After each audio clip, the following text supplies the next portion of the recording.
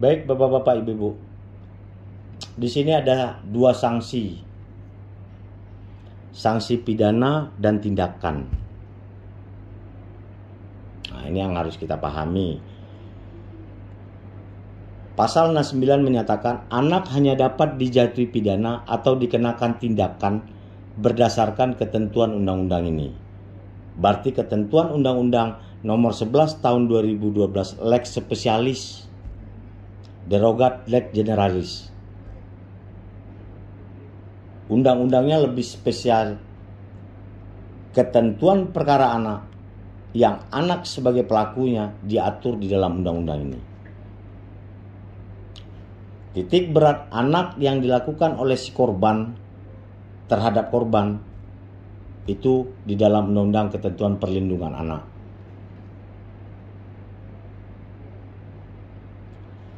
Anak yang belum berusia 14 tahun hanya dapat dikenai tindakan. Nah, ini nih yang harus kita pahami. Dia tidak bisa dikenakan pidana. Jadi jaksa harus paham ketika menuntut perkara anak, umurnya ini berapa? Belum 14 tahun. Berarti dia hanya dapat dikenakan sanksi tindakan. Tidak bisa dia dikenakan pidana. Pidana 14 tahun ke atas, Pak. Begitu juga putusan hakim. Nah, itu ya gambaran umum kemarin saya sudah bercerita sama bapak-bapak, ibu-ibu. Untuk memegang perkara anak, penyidik anak, PK Bapas, Peksos, PH, jaksa, hakim, betul-betul real mengetahui umurnya berapa sebenarnya anak ini. Karena apa? Nanti ada umur anak yang belum 12 tahun. Kemarin saya sudah bercerita. Pertanggungjawaban pidana anak di Undang-Undang nomor 11 tahun 2012 tentang SPPA ini, pertanggungjawaban diberikan pada umur 12 tahun. Ya kan, Pak? Iya kan, Bu? Ketika 12 tahun dia baru bisa dimintai pertanggungjawaban. Mau diselesaikan secara sistem peradilan pidana atau masuk dengan syarat diversi, silakan. Tapi bagaimana penyelesaian perkara anak yang dilakukan di bawah 12 tahun? Itu berbeda lagi acaranya, Pak. Mau 10 kali dia membunuh, mau 20 kali dia memperkosa anak di bawah 12 tahun, hanya 2 putusan yang dapat diberikan oleh penyidik. Dikembalikan kepada orang tua atau mengikuti pelatihan selama 6 bulan. Apa nggak bisa diperalat anak umur yang seperti itu oleh mafia-mafia, oleh jaringan narkoba? Beda lagi acaranya. Jadi intinya di sini, ketika perkara anak disidik oleh penyidik, betul-betullah mencari dasar umur si anak itu berapa. Ada akte kelahirannya. Oh, nggak ada, Pak. Dia anak orang kampung, dia lahir dengan dukun. Nah, tambah repot lagi tuh. Udah dia nggak sekolah. Kalau ada ijazah sekolah masih bisa kita cari, iya kan, Pak? Ini dia lahir dari dukun di pelosok, di perkampungan yang perlu menempuh 10 jam PK Bapas untuk mencari ke kampung halamannya. Bagaimana caranya? Panjang prosesnya, Pak. Harus masuk ke lab, cari giginya, cari saksi-saksi yang menyatakan bahwa betul dia lahir dengan dukun ini. Saya melihat ketika dia dilahirkan. Sekarang udah canggih, ahli udah ada, laboratorium kita udah ada, lab kita sudah bagus, bisa menentukan kapan umurnya. Dia lahir kapan. Jadi intinya, anak yang belum berusia 14 tahun hanya dapat dikenai tindakan. Nah, kuasai itu. Apa saja tindakan? Putusan tindakan itu apa saja? tuntutan dalam perkara anak tindakan apa saja. Ini dia. Untuk pidana, pasal 71 sampai dengan pasal 81 Undang-Undang Nomor 11 Tahun 2012. Itu khusus untuk dituntut anak yang melakukan pidana. Terus tindakan diatur pada pasal 82 sampai dengan pasal 83 Undang-Undang SPPA.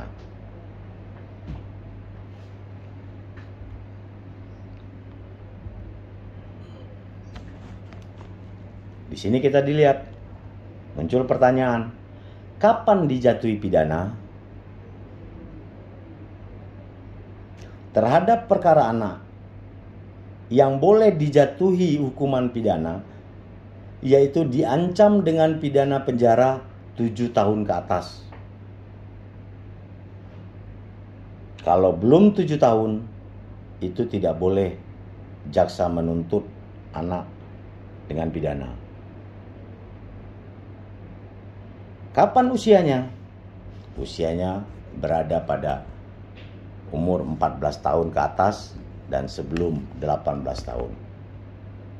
Jadi ancaman hukumannya 7 tahun ke atas, umurnya harus 14 tahun ke atas. Kalau salah satu ini tidak terpenuhi, tidak boleh dituntut pidana. Dia kumulatif nih Bu. Harus kedua-duanya, ancamannya di atas 7 tahun, umurnya di atas 14 tahun. Selanjutnya, kapan si anak dijatuhi tindakan?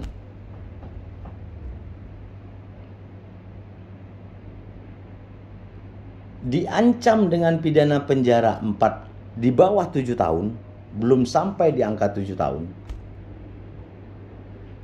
Usianya belum 14 tahun. Nah, ring tabelnya berarti ada. Usia anak 12 tahun sampai belum 14 tahun, itu hanya tindakan. Umur anak di 14 tahun ke atas sampai di bawah 18 tahun ke atas dan ancamannya 7 tahun ke atas, ring tabelnya itu boleh ibu pidana. Masuk kategori. Muncul saya pertanyaan. Buka moodnya yang bisa menjawab. Bagaimana dengan usia 14 tahun, udah 14 tahun, tapi belum 18 tahun? Ancaman hukumannya di bawah 7 tahun atau di atas 7 tahun. Boleh nggak bapak-bapak, ibu-ibu jatuhi hukuman tindakan? Siapa yang bisa menjawab? Silakan. Umurnya sudah 15 tahun, saya kasih contoh, umurnya 15 tahun. Ancaman hukumannya di bawah 7 tahun. 362 pasal yang dikenakannya. Pidanakah ibu jatuhkan atau tindakan yang kita jatuhkan? Siapa yang bisa bantu saya? Tindakan Bapak. Apa alasannya? Karena tadi Maria, Bapak kan kalau mau dijatuhin pidana dia harus kumulatif Pak. harus kumulatif. Oke, berarti ini tidak kumulatif. Umurnya 15 tahun loh. Siap Bapak. 15 tahun tapi ancaman di bawah 7 tahun Pak. 15 tahun tapi ancaman di bawah 7 tahun. Kalau umurnya 16 tahun, ancamannya di atas 7 tahun.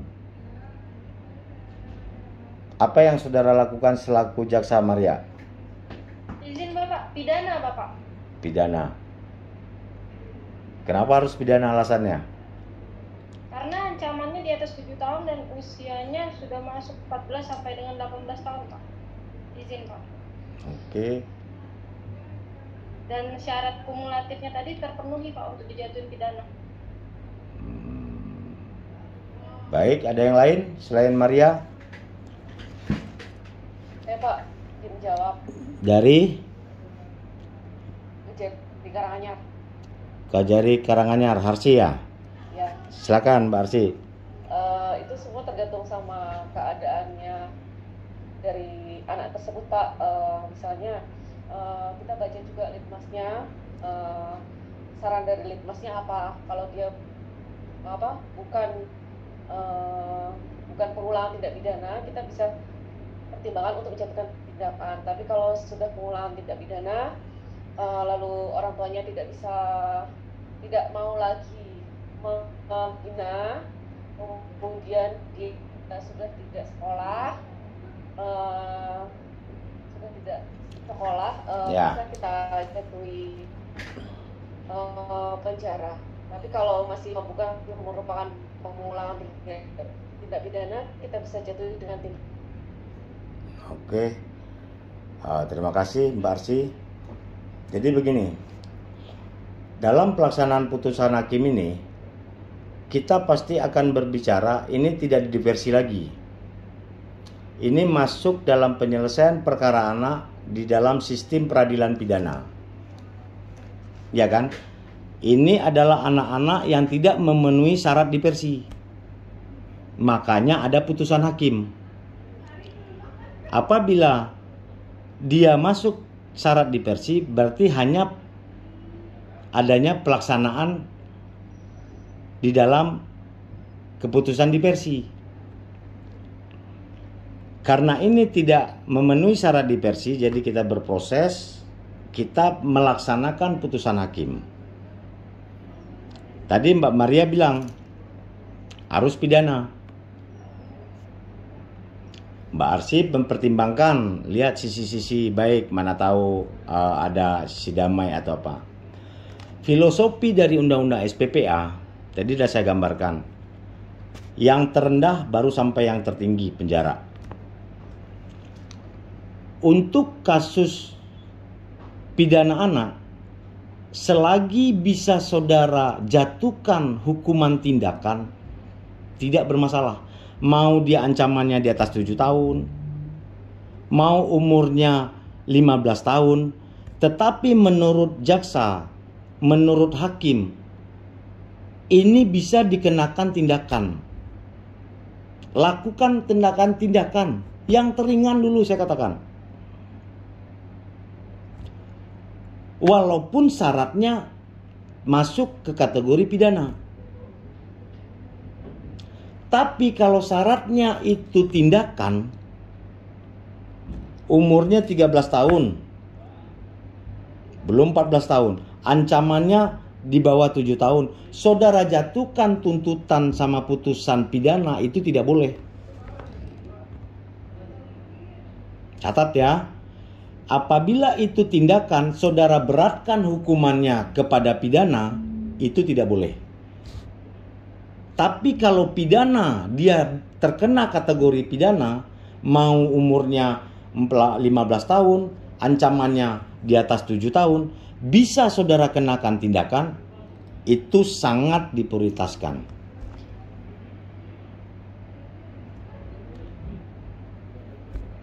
Itulah sanksi beban yang diberikan kepada terhadap anak, bagaimana mendapatkan yang seringan-ringannya dia. Oke ya, yang terberat bisa kita ringankan, yang ringan jangan coba-coba diberatkan untuk si anak. Karena kita cinta terhadap anak. Generasi penerus, generasi bangsa yang nanti dia akan menjadi jaksa, menjadi polisi, menjadi pengacara. Jangan dimatikan, dirusak mentalnya. Tetapi bagaimana kita membangunkan, mengembalikan keadaan semula lagi. Dia bisa berproses belajar, mengajar dengan baik. Dengan kesalahan dia pada saat ini, dia bisa berkaca. Ini loh dampaknya kalau aku melakukan ini. Ternyata aku berproses pidana. Aku harus hadis ke ruang sidang. Orang tuaku sibuk. Butuh waktu mengurus aku. Proses tiap hari sidang, tiap minggu sidang. Nah, itu yang kita pertimbangkan. Pokoknya intinya yang ringan jangan saudara bikin berat. Itu tidak boleh. Yang berat boleh saudara ringankan untuk perkara anak. Silakan lakukan itu. Ini dia yang saya ceritakan, ada pidana penjara apabila saudara jumpai hal-hal yang seperti ini. Ini ketika nangani perkara muncul. Pertama, anak baru pertama kali melakukan tindak pidana. Jangan dijatuhi hukuman penjara. Kerugian dan penderitaan korban tidak terlalu besar. Korban hanya kehilangan sepeda yang bisa dalam konteks diganti. Anak telah membayar ganti rugi kerugian korban, masih juga mau dipenjarakan. Anak tidak menyadari bahwa tindak pidana yang dilakukan akan menimbulkan akibat yang besar. Dia main mercun, dia nggak nyangka tuh mercun ini akan meledak begitu besar, di luar ekspektasi dia. Ternyata terbakar rumah orang, kan nggak nyangka. Tindak pidana terjadi karena hasutan yang sangat kuat dari si korban. Berantem dia, dipancing-pancing sama korban. Lu berani nggak sama saya? Begini-begini, etornya dipukulnya.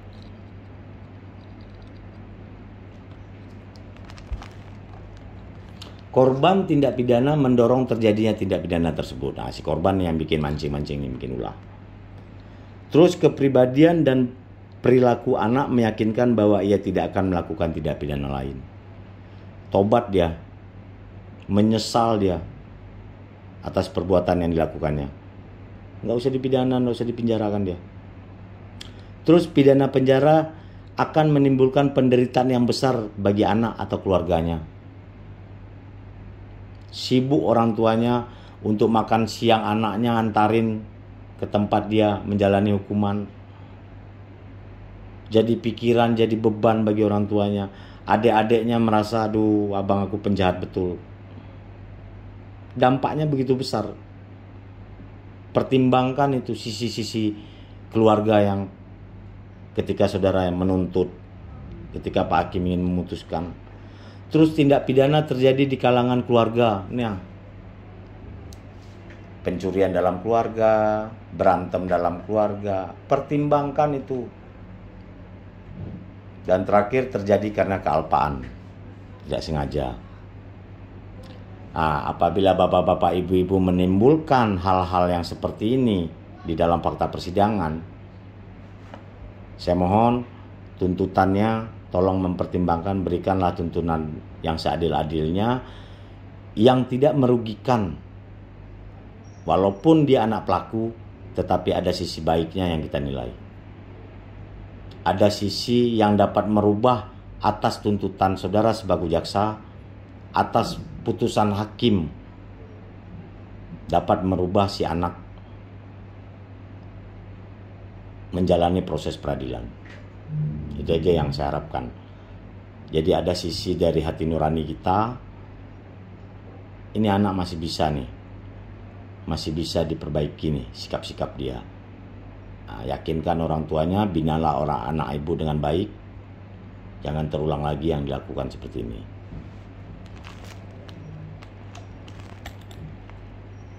Nih, penjatuhan pidana wajib memperhatikan kepentingan terbaik bagi anak. Wajib loh, memperhatikan kepentingan terbaik bagi anak. Tuntutan jaksa, pertimbangan PK Bapas,